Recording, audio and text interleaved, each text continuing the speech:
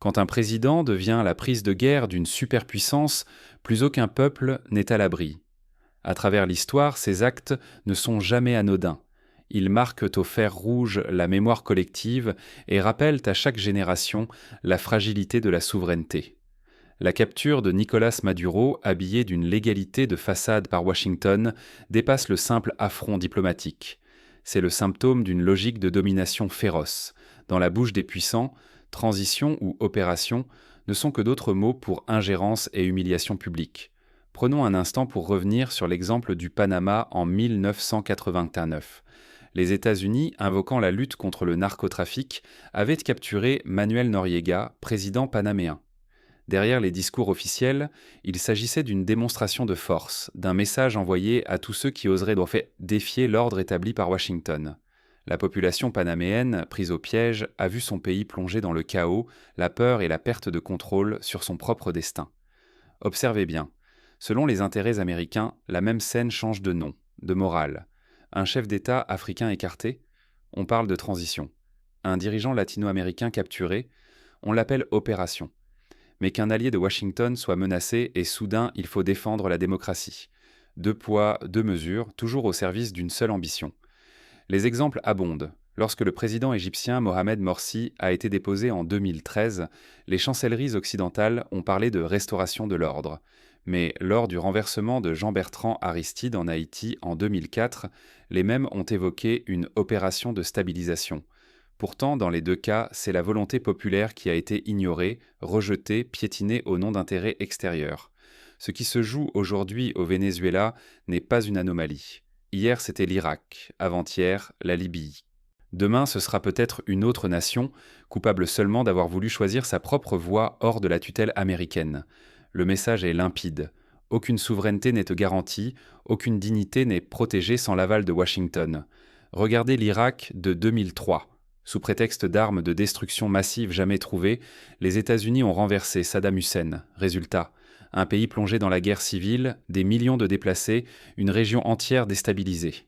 Même logique en Libye, où la chute de Kadhafi en 2011 a ouvert la voie à la fragmentation, au chaos, à la montée de groupes armés incontrôlés. Fermer les yeux, c'est accepter que n'importe quel peuple, grand ou petit, perde un jour sa voix, sa liberté, le droit élémentaire de décider pour lui-même. Ici se joue la mémoire des peuples, leur dignité, leur avenir s'enchaîne.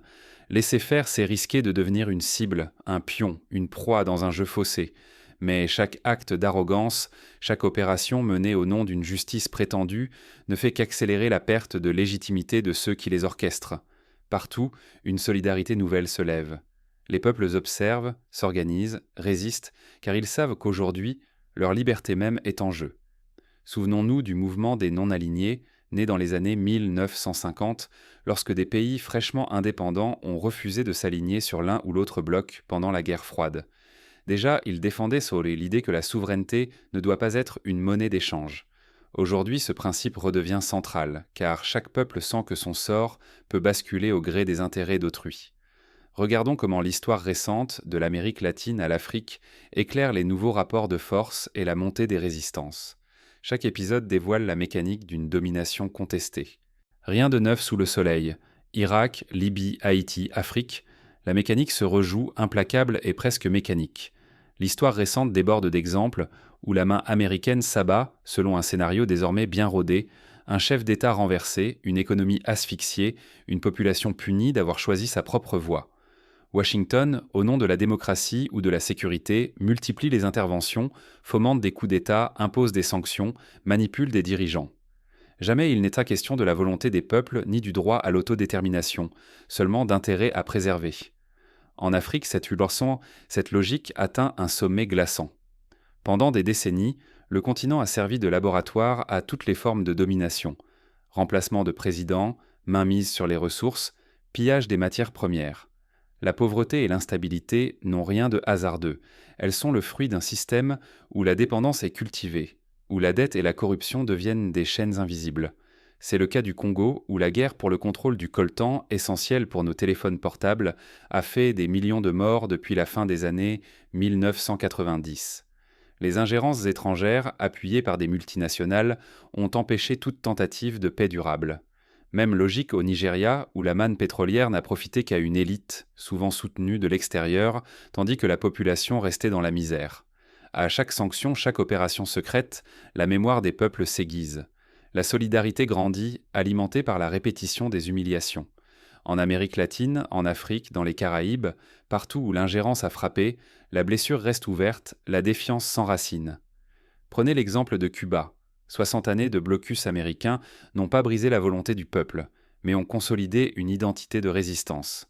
Au lieu d'isoler l'île, les sanctions ont suscité l'empathie et la solidarité internationale, notamment en Afrique et en Amérique du Sud, où Cuba a envoyé médecins et enseignants, tissant des liens durables. Oublier cette mémoire, c'est risquer de répéter l'histoire. C'est ouvrir la voie à un retour brutal de la domination, là où les peuples n'aspirent qu'à la dignité et au respect. Ce qui se joue dans chaque crise, ce n'est pas seulement le destin d'un pays, mais l'idée même de liberté et de souveraineté sur toute la planète. Pourtant, quelque chose change. Face à la répétition, une résistance nouvelle se lève, plus lucide, plus globale, et elle n'a jamais été aussi déterminée. La capture de Maduro n'est qu'un épisode de plus dans cette longue série, mais cette fois, les conséquences pourraient aller bien au-delà du Venezuela. Le monde observe et la riposte s'organise. Ce qui passait hier pour de l'autorité est désormais reconnu comme de l'intimidation. Aujourd'hui, Washington ne distingue plus la force de la brutalité. L'Amérique, autrefois arbitre autoproclamé, impose sa volonté par la peur, non par le respect. Ce choix ne suscite que colère et défiance. La capture de Maduro n'a pas isolé le Venezuela. Au contraire, elle a ravivé la mémoire d'un continent, rallumé l'ancienne flamme de la résistance et rappelé à chacun la valeur de la dignité. Cet acte montre qu'aucune nation n'est protégée quand l'ordre mondial repose sur l'humiliation. La peur, hier arme implacable, n'effraie plus. Les peuples du Sud n'ont plus rien à perdre, exclus, sanctionnés, privés d'avenir. Ils n'ont plus que leur présent à défendre. Leur seule option est la lutte. Une jeunesse mondiale, connectée, instruite, observe tout. Elle sait décrypter, déjouer les manipulations. Grâce à la circulation de l'information, chaque injustice devient un signal d'alarme planétaire. Ce qui se voulait secret explose au grand jour. Regardez les mobilisations étudiantes au Chili en 2019 ou au Nigeria contre les violences policières en 2020. Grâce aux réseaux sociaux, les jeunes ont pu mobiliser, témoigner, alerter le monde entier en quelques heures. La solidarité numérique brise les frontières, accélère la prise de conscience et permet la naissance de mouvements transnationaux. Chaque abus commis au nom de la sécurité ou de l'intérêt national soude les résistances. Chaque sanction excessive, chaque arrestation arbitraire, chaque humiliation publique renforce la solidarité. Face à la brutalité, une fraternité inédite émerge. Le plus grand péril pour les États-Unis n'est plus la contestation d'un homme ou d'un pays, mais la perte de leur légitimité. Quand la puissance se dissocie du droit, elle devient source de défiance universelle. L'influence américaine, jadis synonyme de protection, rime désormais avec menace. Si ce processus se poursuit, Washington ne récoltera que la méfiance. Les nations découvrent qu'elles ne sont pas isolées dans leur refus de la soumission. Ce réveil collectif est désormais irréversible. Pourtant, l'histoire n'est pas écrite d'avance. Reste à savoir quelle voie choisiront les peuples dans ce nouvel équilibre. Là où la peur aurait dû diviser, elle unit désormais. La capture de Maduro, censée briser les résistances, les a au contraire soudées. Ce n'est plus la dispersion, mais la convergence qui marque notre époque. La peur change de camp. La résistance moderne ne ressemble plus aux anciennes révoltes. Elle est méthodique, inventive, connectée. Elle dépasse les slogans, s'ancre dans l'économie, la culture, l'éducation et la technologie, tissant un réseau souterrain entre les peuples du Sud. Regardez le succès de la monnaie ECO, projetée par plusieurs pays d'Afrique de l'Ouest pour s'affranchir du franc CFA, symbole de la tutelle monétaire française. Ou encore l'Alliance du Pacifique, regroupant plusieurs nations d'Amérique latine pour renforcer leurs échanges hors des circuits dominés par Washington. La jeunesse s'empare du dialogue Sud-Sud. À travers les réseaux sociaux, les universités, les initiatives citoyennes, elle compare ses histoires et découvre des luttes jumelles. Chaque expérience vécue au Venezuela, en Afrique ou à Haïti devient une arme partagée. Le récit, la mémoire se transmettent comme un mot de passe secret. À chaque nouvelle ingérence, un réseau invisible s'étend. Des artistes, des économistes, des entrepreneurs s'allient en marge des circuits officiels. Leurs idées, leurs œuvres, leurs innovations circulent de Dakar à Caracas, de Bamako à La Paz, défiant censure et surveillance. C'est ainsi qu'est né le mouvement Y en a marre au Sénégal, qui a inspiré des collectifs en Côte d'Ivoire, au Burkina Faso, en RDC. Ces réseaux échangent des stratégies, partagent des outils numériques et se soutiennent mutuellement face à la répression. L'ère d'un seul centre de pouvoir s'effrite. L'ordre mondial n'est plus unipolaire. Des ponts fragiles mais vivants, reliant désormais l'Amérique latine, l'Afrique, l'Asie. L'influence américaine recule, tandis qu'émergent des alternatives, monnaie régionale, accords commerciaux indépendants, alliances culturelles et scientifiques. Ignorer ce tournant serait une faute historique. S'accrocher à l'ancien schéma, c'est risquer l'isolement, perdre le respect mondial, devenir spectateur de son propre destin. Accepter le changement, c'est retrouver sa voie, sa place, son avenir parmi les peuples libres. Le choix se résume à cela: subir un monde en mutation ou apprendre à y prendre part, à en façonner les règles. Désormais, la mémoire, la dignité et la coopération redessinent la carte du pouvoir. La peur imposée par la force ne fait plus loi. Mais derrière chaque victoire de la solidarité, l'adversaire affine sa stratégie. L'heure est venue de mesurer le véritable prix de la liberté. Résister n'est pas fuir, c'est choisir, s'organiser, s'émanciper. Aujourd'hui, la résistance ne se limite plus aux slogans. Elle commence par le refus lucide des règles injustes, par la volonté de produire et consommer localement, loin des chaînes imposées de l'extérieur.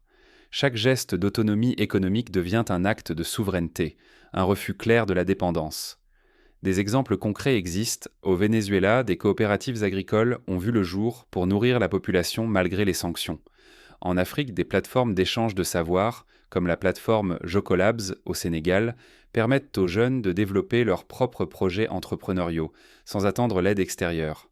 Mais résister, c'est aussi bâtir, coopérer sans tuteur, échanger entre peuples libres, créer des réseaux indépendants. Voilà comment on brise l'isolement. Ce n'est plus une utopie, mais une nécessité vitale, car la pression des puissances qui veulent décider à notre place ne cesse de croître. La solidarité devient notre arme la plus concrète. Soutenir un producteur local, transmettre un savoir, protéger un voisin face à la répression, faire front lors d'une injustice, ces gestes quotidiens forgent une force collective. L'apprentissage mutuel et la défense partagée des droits rendent chaque communauté plus résiliente, plus difficile à soumettre. Mais s'entraider aujourd'hui ne suffit pas. La mémoire aussi est une arme. Ne jamais oublier les humiliations, les coups d'État, les sanctions, les présidents renversés, c'est empêcher que l'histoire bégaye. La vigilance commune garantit que notre dignité ne sera plus sacrifiée sans réponse. Pour cela, il faut transmettre aux plus jeunes l'histoire des résistances passées, de la lutte de Patrice Lumumba au Congo à la révolution sandiniste au Nicaragua, en passant par la résistance d'Amilcar Cabral en Guinée-Bissau. Ces exemples doivent en nourrir la conscience collective et inspirer les futurs combats. S'unir et se souvenir, voilà la nouvelle garantie contre la soumission. Raconter les victoires et les drames, transmettre l'expérience des luttes, bâtit un rempart invisible qui protège l'avenir. Oublier ces leçons, c'est s'exposer à la répétition des humiliations et à la perte du respect de soi. Le prix de l'oubli, c'est une liberté mutilée, une souveraineté vidée de sens. Pourtant, le monde évolue. Les peuples apprennent, s'inspirent, s'organisent. De l'Afrique à l'Amérique latine, jusqu'à Haïti, une solidarité nouvelle grandit.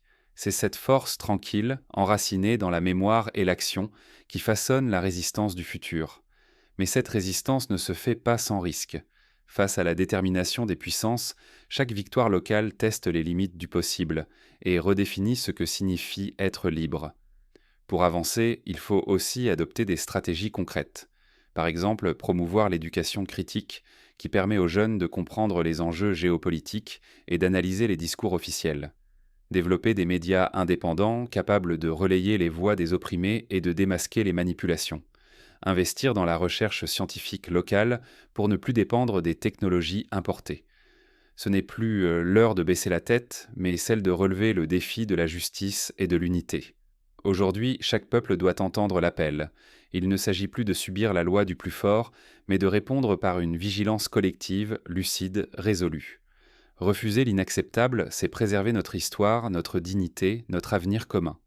Céder à l'ordre injuste, c'est effacer l'avenir et trahir la mémoire.